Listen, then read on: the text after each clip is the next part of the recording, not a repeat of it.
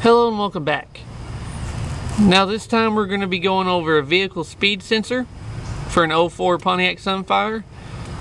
Now this will also relate to several other of the Sunfire models and years, as well as some of the Cavaliers and other General Motors products. Now this is our vehicle speed sensor. This is the one we pulled out of the car. We've already changed it, but I'm going to show you how easy it was. The tools you'll need for this is literally 10mm wrench. I use a ratchet wrench. If you got one of those, it makes it a lot easier. Now, the sensor on this car is located back here, and it is right here. There's a wiring harness for it. There's one bolt we got to pull out, and that's literally it. 10mm. Now one thing you want to make sure of is to have a drain pan under there, because transmission fluid will come out. Now if you're long armed like me, you could get it without having to jack the car up and get it from going on top. If not, you'll probably have to jack the car up and get it from underneath. This literally took me less than 15 minutes. It's a quick, easy change. Almost anyone can do it at home. It'll save you some money.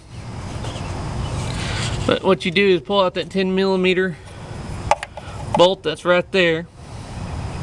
And the hardest thing for me is getting these things back out. That's why there's zip tie on the new one. But it's got a little O-ring in here. Once you get that bolt loose, just kind of pull it until it pops out. And then with the new one, get it started, pushed in. Once you get to the O-ring, you just kind of got to put a little pressure on it. Once it's in, you'll hear it pop in place. Make sure it's lined up with that hole. Put the nut back in it. Tighten it down, plug in the wiring harness, and you're literally done.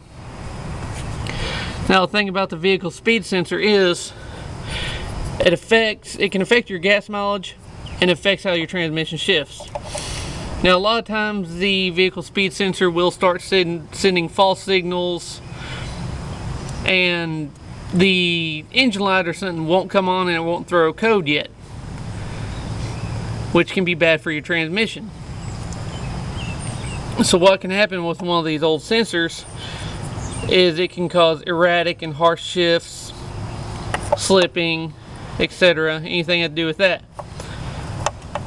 Now, if it keeps doing that, you can damage your transmission, which is a costly repair.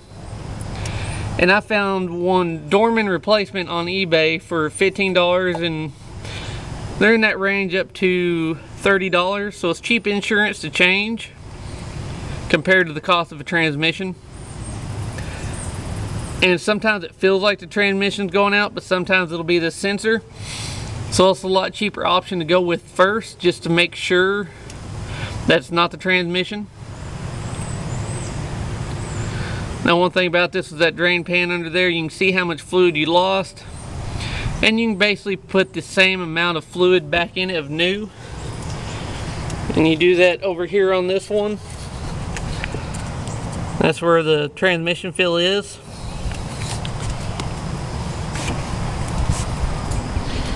That's a quick, easy change.